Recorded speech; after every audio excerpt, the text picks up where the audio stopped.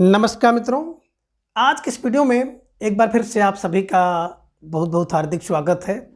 हम आशा करते हैं कि आप सभी स्वस्थ होंगे, मस्त होंगे और पूरी तरह से अपनी तैयारी में व्यस्त होंगे। तो मित्रों, आज के इस वीडियो में हम हिंदी साहित्य इतिहास के अंतर्गत नाटक विधा और नाटक विधा से संबंधित कुछ महत्वपूर्ण और संभावित प्रश्नों को व्याख्यात्मक तरीके से हल करेंगे और उसके साथ ही नेट ट्रिक की सहायता से याद करने का भी प्रयास करेंगे। तो हम आशा करते हैं कि वीडियो आप सबके लिए बहुत ही महत्वपूर्ण होने वाला है, इसलिए इस वीडियो को आप लोग अंत तक जरूर देखें। चैनल पर नए हैं तो चैनल को सब्सक्राइब कर लें और आपको थोड़ा सा भी उचित लगे तो इस वीडियो को अपने जो परिचित लोग हैं उनके पास भी शेयर करें। तो जैसा कि स्क्रीन पर आप देख पा रहे हैं, प्रश्न संख्या 1 कि किस विद्वान का मत है कि नाटकों का उदय मृत वीरों की पूजा से हुआ है? ए डॉक्टर रिजले, बी आचार्य शुक्ल, सी प्रोफेसर हेलेब्रा या डी इनमें से कोई नहीं। तो ढेर सारे भाई बहनों का जवाब भी आ गया कि सर विकल्प ए को लॉक किया जाए। विकल्प A doctor Risley is right answer, है ना। डॉक्टर रिजले का मानना है कि जो नाटक का उदय है मृत वीरों की पूजा से हुआ है, ये ध्यान में रखिएगा, ठीक है। चलिए, अब प्रश्न 2 है कि किस एक की मानता है कि नाटकों का उदय कठपुतलियों के नाच से हुआ है? ए डॉक्टर पिसेल, बी प्रोफेसर कोने, सी भरत मुनि या डी डॉक्टर रिजवे। तो ढेर सारे भाई बहनों का जवाब भी आ गया कि सर विकल्प ए को लॉक किया जाए। तो विकल्प A doctor पिसेल is right answer, है ना। डॉक्टर पिसेल का मानना है कि जो नाटक है, नाटकों का उदय कठपुतलियों से हुआ है ना। तो कठपुतली में पा है और पिसेल में पा है, ध्यान में रख लीजिएगा, ठीक है। चलिए, प्रश्न 3 है कि पंचपात्र किस महाकाव्य की रचना है? अब आपको जवाब देना है कि पंचपात्र किस महाकाव्य की रचना है? ए दंडी, बी भारवी, सी भास, डी में से कोई नहीं।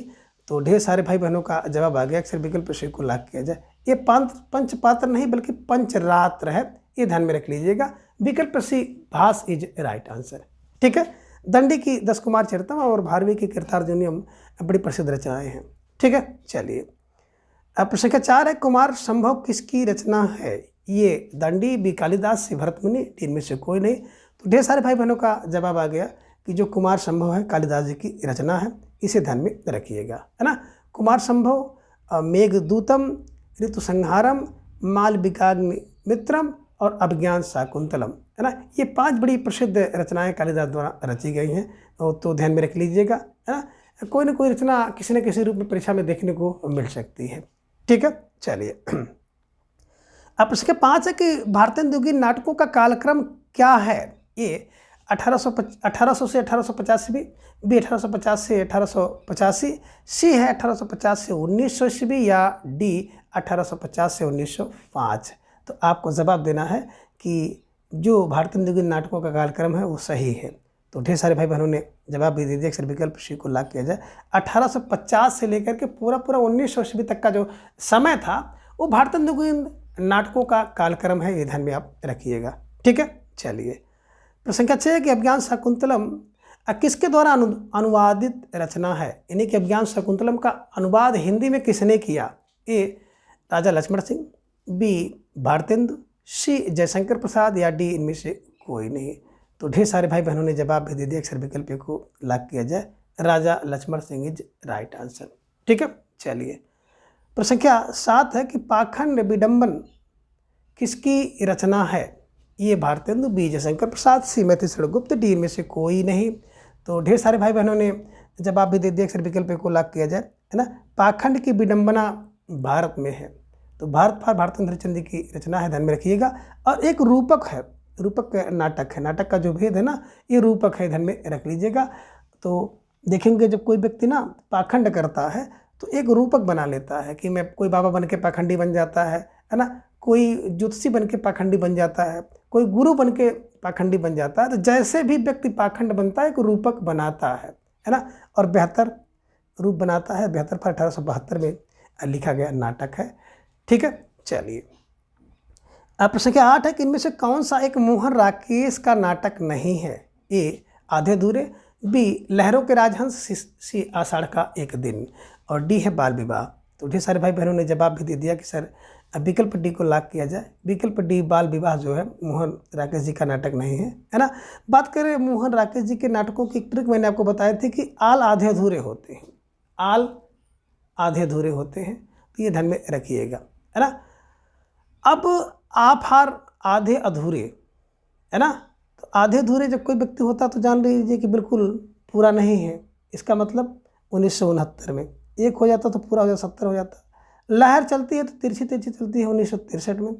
आषाढ़ का एक दिन 58 का है तो 1958 में, ये ध्यान में रख लीजिएगा। तो बिल्कुल आल आधे अधूरे, है ना, आल आधे अधूरे, आषाढ़ का एक दिन, लहरों के राजहंस और आधे अधूरे, इनके नाटकों का क्रम है, ठीक है। तो ये ध्यान में आपको रखना होगा। तो विकल्प डी जो था बाल विवाह, ठीक है। चलिए प्रश्न क्या ना हुआ है कि विशेष विषम औषधम किसकी रचना है। विष ही विष की औषध है, किसकी रचना है। ये विद्या प्रसाद का, बी भारतेंदु, सी जयशंकर प्रसाद, डी इनमें से कोई नहीं। तो विष ही विष की औषधम है, कहाँ बोले सर, भारत में। भारतेंदु हरिश्चंद्र द्वारा लिखा गया नाटक है, ये आपको ध्यान में रखना होगा। और 1876 ईस्वी में लिखा गया था, 1876 में। और इसकी विधा को मैंने बताया था ना, अगर विष मिल जाए तो भैया विष हो और औषध भी हो तो उसको भाण में डाल दीजिए। तो भाण फाड़, ये भाण टाइप का नाटक है, भेद है, ध्यान में रख लीजिएगा, ठीक है। चलिए प्रश्न संख्या 10 है कि अंधेर नकली, है ना, एक प्रहसन टाइप का नाटक है, किसके द्वारा लिखा गया है। ए जयशंकर प्रसाद, बी गोपाल राम गहमरी, सी राधा कृष्ण दास, डी भारतेंद्र हरिश्चंद्र। तो अंधेर नगरी कहाँ है भैया, भारत में है। तो भारतेंद्र हरिश्चंद्र द्वारा लिखा गया है। और अंधेर नगरी एक सी है, एक सी माने 1881, एक सी, ये ध्यान में आपको रखना होगा। इसी क्लू से मैंने आपको बताया है, और कोशिश करिएगा कि जो रचना है उसका समय है उसको किसी क्लू की सहायता से आप दिमाग में रख लीजिएगा, ठीक है। चलिए अब प्रश्न संख्या 11 है कि जानकी मंगल नामक नाट्यकृत के रचयिता कौन हैं। ए शीतला प्रसाद त्रिपाठी है, बी भारतेंदु है, सी जयशंकर प्रसाद है, डी इनमें से कोई नहीं। तो जानकी मंगल, है ना, बिल्कुल जानकी शीतल है, शीतल फार शीतला प्रसाद त्रिपाठी द्वारा लिखा गया नाटक है, ये भी आपको ध्यान में रखना। स्टार लगाकर इसे अपने नोटबुक में दर्ज कर लीजिएगा, ठीक है। चलिए अब प्रश्न संख्या 12 है कि रणधीर प्रेम मोहिनी के रचनाकार हैं। ए भारतेंद्र हरिश्चंद्र, बी राधा कृष्ण दास, सी लाला श्रीनिवास दास, डी इनमें से कोई नहीं। तो आप सबका जवाब आ गया कि रणधीर और प्रेम मोहिनी, है ना। रणधीर में क्या प्रेम मोहिनी क्या करती है, निवास करती है। तो रणधीर में प्रेम मोहिनी निवास करती है, यानी कि रणधीर प्रेम मोहिनी निवास करती है, लाला श्रीनिवास दास जी द्वारा लिखा गया नाटक है, ये आप ध्यान में रख लीजिएगा। 1877 ईस्वी में लिखा गया था, ये भी आप ध्यान में रख लीजिएगा, ठीक है। चलिए अब संख्या 13 है कि संयोगिता स्वयंवर किसका ऐतिहासिक नाटक है। ये लाला श्रीनिवास दास, बी बालकृष्ण भट्ट, सी राधाचरण गोस्वामी, डी इनमें से कोई नहीं। तो संयोगिता के स्वयंवर में भी कौन निवास करता है, निवास करो भैया। तो निवास पर लाला श्रीनिवास द्वारा लिखा गया नाटक है संयोगिता स्वयंवर, और रणधीर प्रेम मोहिनी, ठीक है। चलिए अब प्रश्न संख्या 14 है कि देश दशा नामक नाटक के रचनाकार हैं, यानी कि देश दशा नामक नाटक किसका है। ये गोपाल राम गहमरी, बी जीपी श्रीवास्तव, सी राधा कृष्ण, डी बालकृष्ण भट्ट। तो देश की दशा देख करके, है ना, बहुत से लोग मर गए, मरी, देश की दशा देख करके मरी को गहमरी से ध्यान में रख लीजिएगा, और स्टार लगाकर इसे ऐसे ही अपने दिमाग में बैठा लीजिए, ठीक है। चलिए अब प्रश्न संख्या 15 है कि निम्नलिखित में से कौन सा नाटक भारतेंदु का नहीं है। ये लीजिए प्यारा सा प्रश्न आपके स्क्रीन पे आ गया कि कौन सा नाटक भारतेंदु जी का नहीं है। ए भारत दशा, बी अंधेर नगरी, सी भारत जननी, या डी चंद्रगुप्त। तो ढेर सारे भाई बहनों ने जवाब भी दे दिया कि विकल्प डी को लॉक किया जाए। चंद्रगुप्त हो जाता है 31 में, 31 बार 1931 में लिखा गया, जयशंकर प्रसाद जी द्वारा नाटक है ना। ये ध्यान में आपको रखना है। अब भारत की दुर्दशा हो जाती है, भारत की दुर्दशा कब होती है, 80 में, 80 पर 1880। अंधेर नगरी एक सी है 1881 में, ये भी आपको ध्यान में रखना होगा, ठीक है। चलिए अब प्रश्न संख्या 16 है कि निम्न में से कौन सा नाटक गोपाल गहमरी का नहीं है। तो कौन सा नाटक गोपाल राम गहमरी का नहीं है। ये कह रहे हैं कि देश दशा है, बी जैसे को तैसा है, सी विद्या विनोद है, या डी उलट फेर है।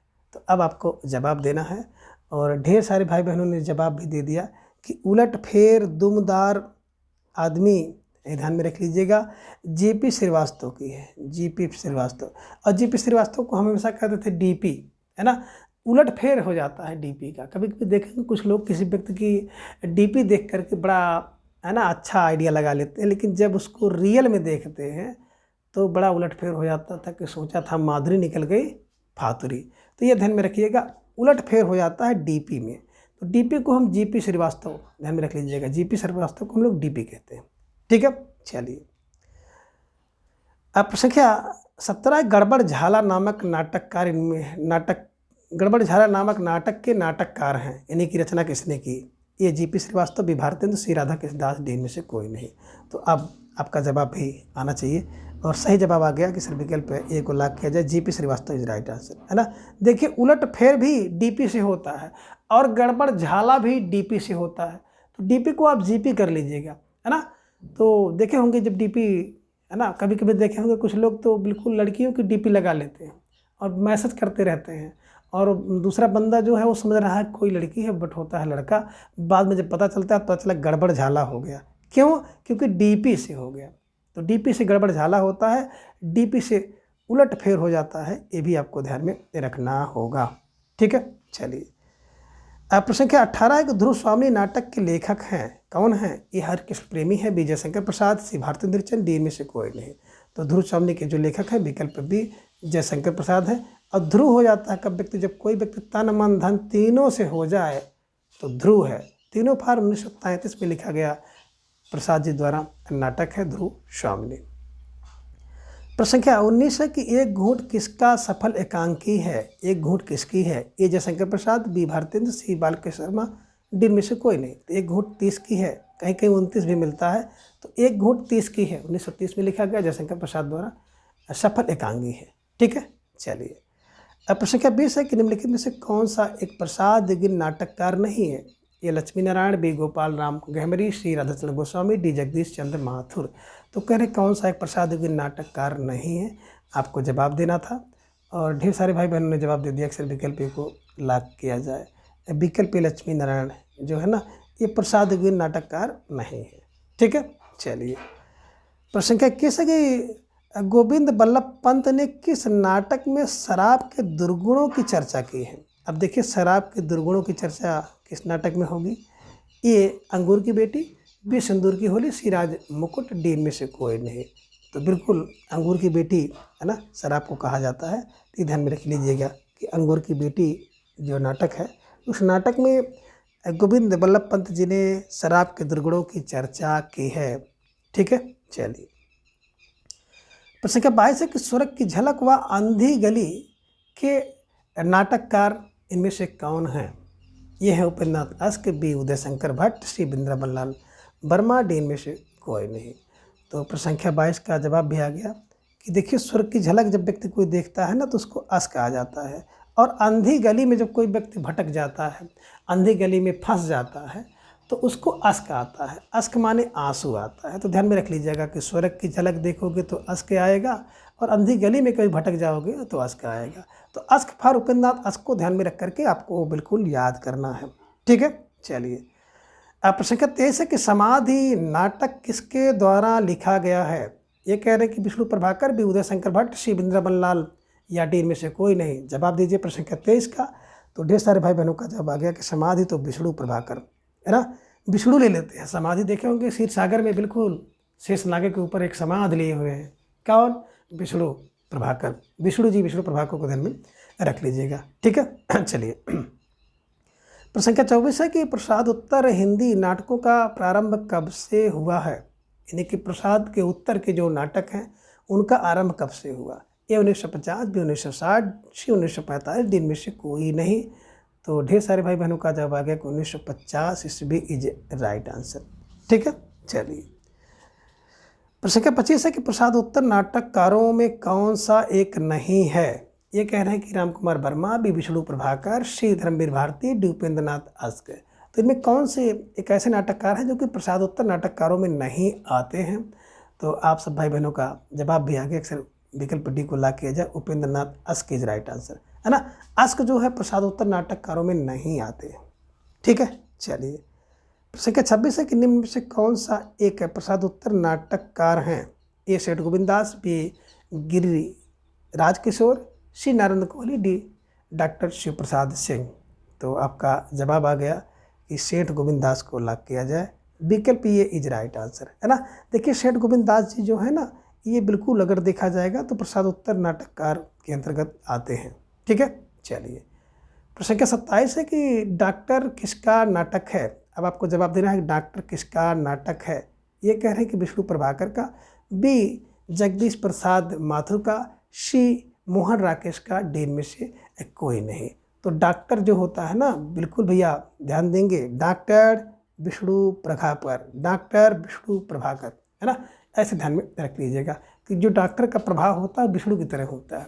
जैसे विष्णु जी की कृपा पड़ जाती है तो व्यक्ति स्वस्थ हो जाता है, ठीक हो जाता है, मस्त हो जाता है। उसी तरह से अगर डॉक्टर की कृपा हो जाती है तो डॉक्टर विष्णु प्रभाकर है ना, तो डॉक्टर का प्रभाव भी विष्णु की तरह होता है। ठीक है, चलिए प्रश्न संख्या 28 है कि विष्णु प्रभाकर जी के किस नाटक में पारिवारिक विघटन को यथार्थ अभिव्यक्ति मिली है? ये टूटते परिवेश, बी युग युग क्रांति, सी क्रांति, डी इनमें से कोई नहीं। तो आपका जवाब भी आ गया कि सर विकल्प ए को लॉक किया जाए, टूटते परिवेश इज राइट आंसर है ना। देखिए जब परिवेश टूट जाता है, परिवेश माने आसपास के लोग जब टूटते हैं तो पारिवारिक विघटन होता है, ये ध्यान में रख लीजिएगा। ठीक है, चलिए प्रश्न संख्या 29 है कि प्रसिद्ध नाटक आषाढ़ का एक दिन के लेखक हैं। अब आषाढ़ के एक दिन के लेखक कौन हैं? ये हैं जगदीश चंद्र माथुर, बी मोहन राकेश, सी विष्णु प्रभाकर, डी इनमें से कोई नहीं। तो प्रश्न संख्या 29 का जवाब भी आपका धीरे धीरे आ गया कि सर विकल्प डी को लॉक किया जाए, Mohan Rakesh is right answer है ना। देखिए आषाढ़ का एक दिन 1958, ध्यान में रखिएगा, मैंने आपको बताया था। तो आषाढ़ का एक दिन 58 का है, मोहन राकेश द्वारा लिखा गया है ना। आल आधे अधूरे होते हैं। ठीक है, चलिए प्रश्न संख्या 30 है कि मोहन राकेश का कौन सा नाटक मध्यवर्गीय जीवन की विडंबना को प्रस्तुत करने वाला एक सशक्त नाटक है? आधे अधूरे, बी लहरों के राजहंस, सी आषाढ़ का एक दिन, या डी इनमें से कोई नहीं। तो प्रश्न संख्या 30 का जवाब आ गया सर आधे अधूरे। बात करें आधे अधूरे तो मोहन राकेश जी का नाटक है जो कि 1969 ईस्वी में लिखा गया है, जिसमें है ना एक स्त्री है सावित्री जो कि एक पूरे पुरुष की तलाश करती है और उसको कोई भी पूरा पुरुष नहीं मिलता है और अंत में वो कह देती है कि सारे के सारे जो पुरुष हैं वो आधे और अधूरे हैं। ये ध्यान में रखिएगा। सावित्री, बिन्नी, किन्नी, जुनेजा, मिस्टर सिंघानिया है ना, ये इसके प्रमुख पात्र हैं, ये भी ध्यान में रख लीजिएगा। तो प्रश्न हो सकता है किसी रूप में आपकी परीक्षा में देखने को मिल जाए। ठीक है, चलिए प्रश्न संख्या 31 है कि सूची 1 को सूची 2 से सम्मिलित करना है। तो सूची 1 में आप देख रहे हैं कुछ नाटक हैं और सूची 2 में नाटककार हैं, उन्हीं को मिलाना है। नीचे आपको कूट भी दिख रहा है।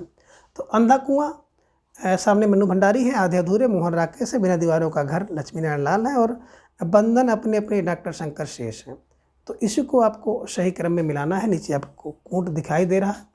तो कूट के हिसाब से अगर देखेंगे तो सबसे पहले 1 का 3 कि अंधा कुआं है ना, लाल लाल होता है, लाल फल लक्ष्मी नारायण लाल को ध्यान रखिए।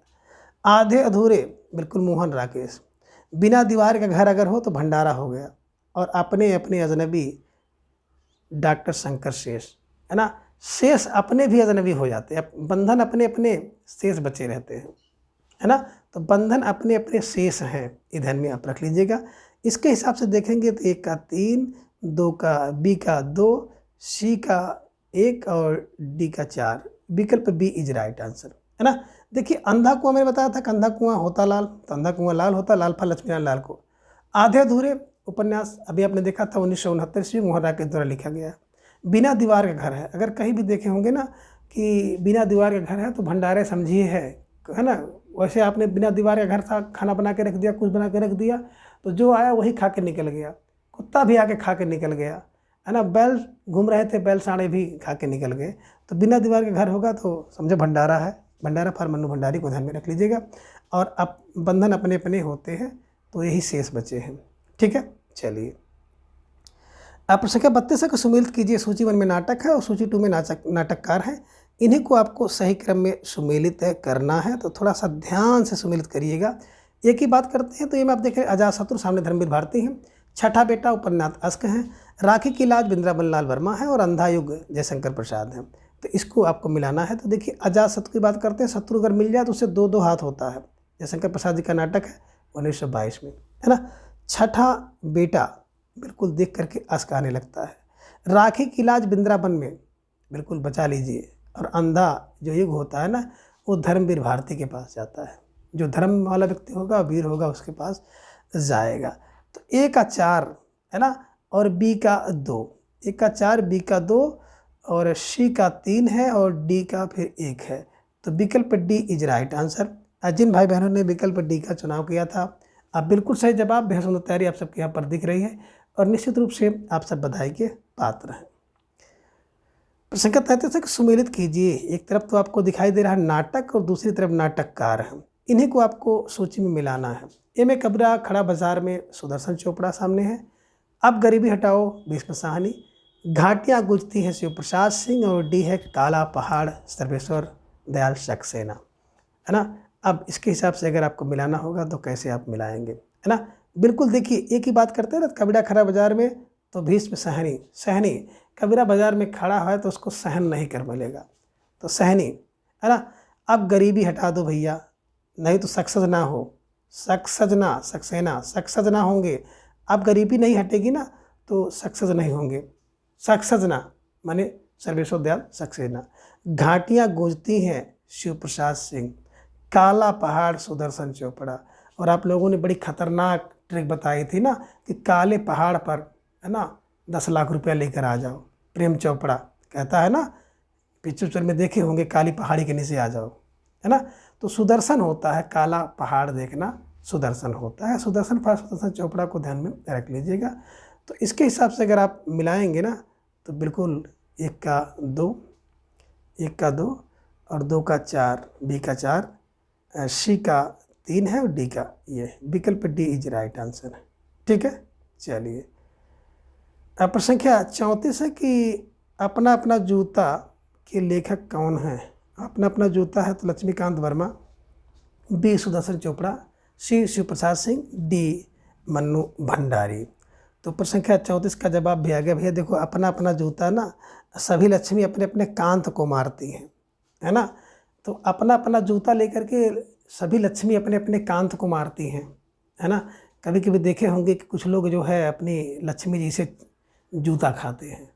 अब भाई काम सही नहीं रहेगा, बताया जाएगा ये सामान लाना है, भूल जाएंगे, इन वक्त पर घूम के आएंगे तो क्या होगा।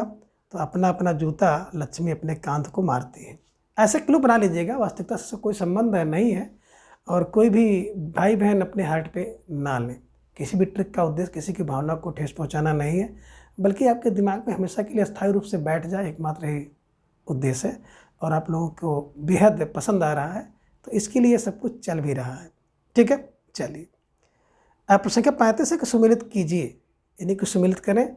सूची 1 में नाटक है और सूची 2 में नाटककार है, उसी को आपको मिलाना है। एक ही बात करते तो प्रेम जोगनी सामने जयशंकर प्रसाद, ध्रुव स्वामी भारतेंदु, कैद विष्णु प्रभाकर और डी है समाधि उपेंद्रनाथ अस्क की।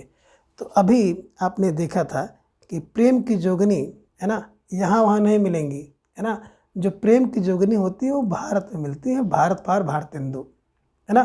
ध्रुव स्वामी किसकी है, बोले प्रसाद की है, 1935 में लिखा गया है।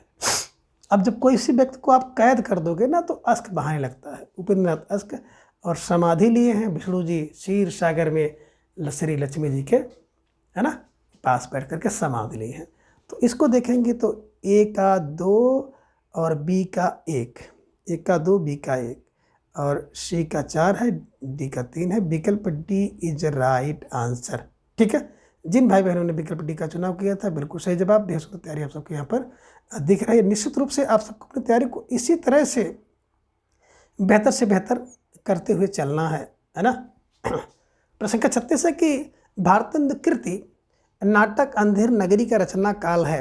ये 1881, बी 1882, सी 1883, डी 84।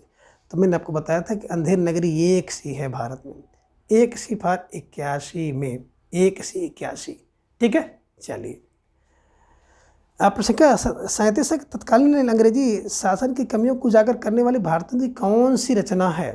अंधेर नगरी, बी भारत दुर्दशा, सी भारत जननी, डी इनमें से कोई नहीं।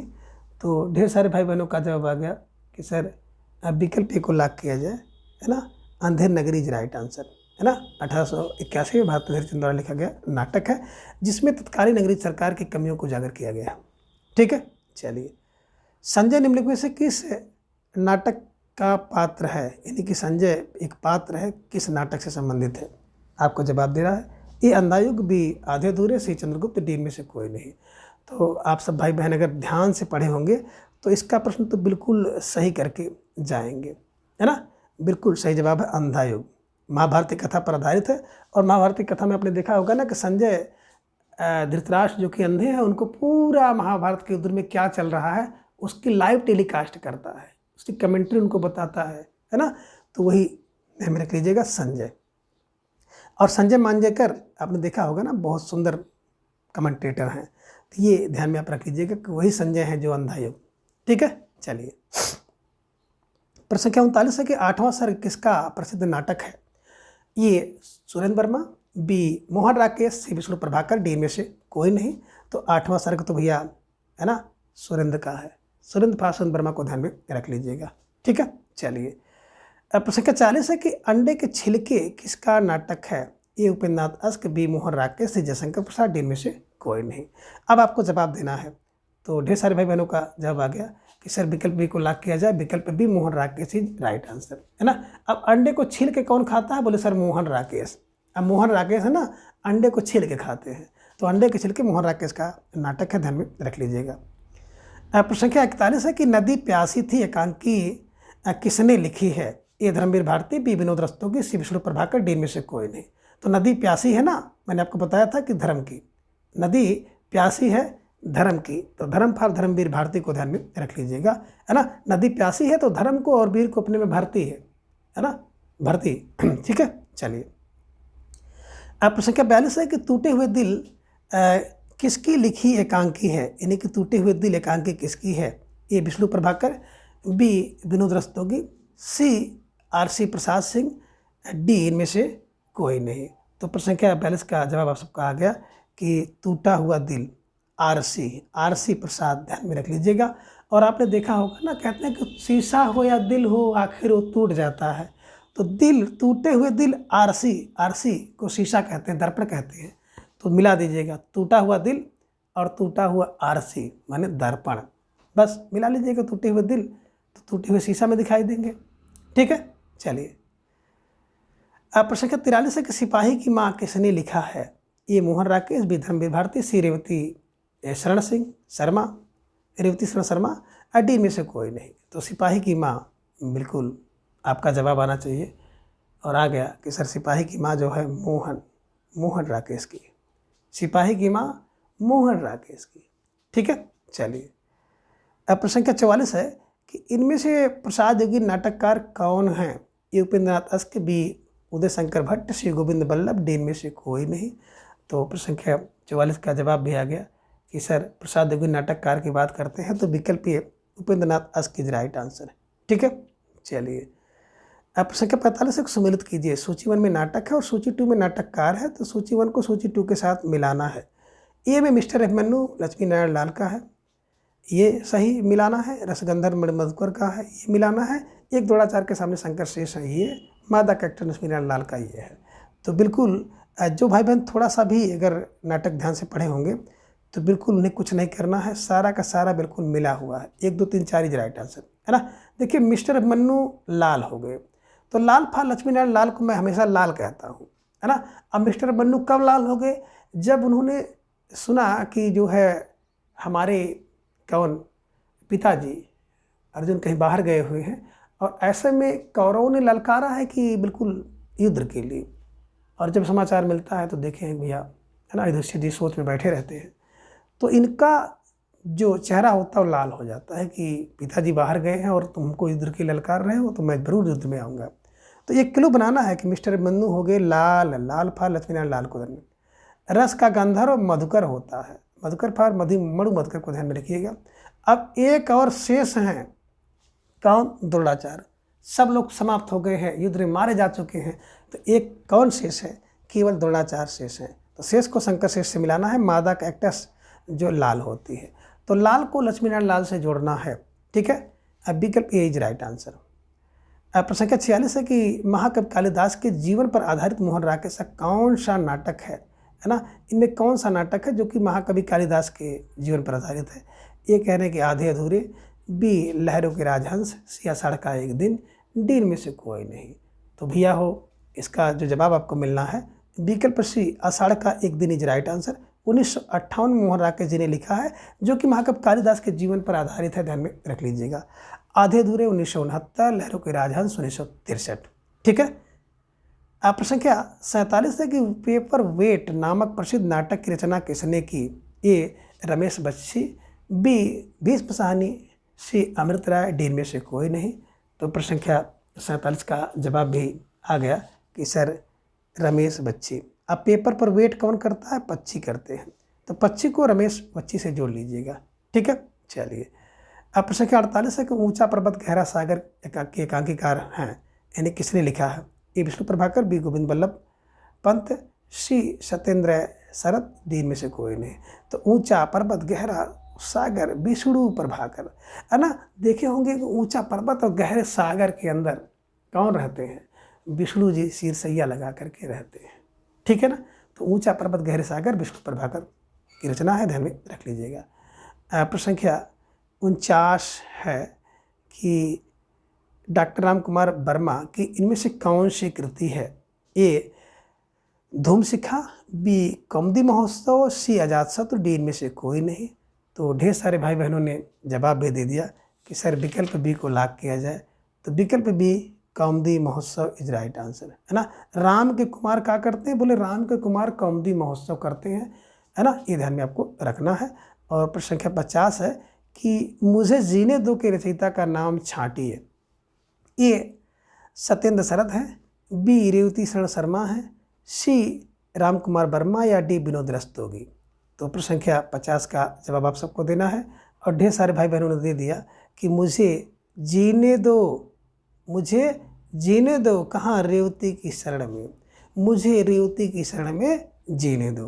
तो ऐसे दिमाग में रखना है कि मुझे जीने दो रेवती शरण शर्मा द्वारा लिखा गया, है ना, नाटक है। तो मित्रों, आज की इस वीडियो में बस इतना। इसके अगले भाग को हम लोग अगली वीडियो में जानेंगे। तब तक के लिए आप सभी अपना ख्याल रखिए और अपना प्रेम स्नेह एवं विश्वास इसी तरह से चैनल पर बनाए रखें। अपना अधिक से अधिक समय अपने अध्ययन पर लगाएं। धन्यवाद, नमस्कार, बाय बाय।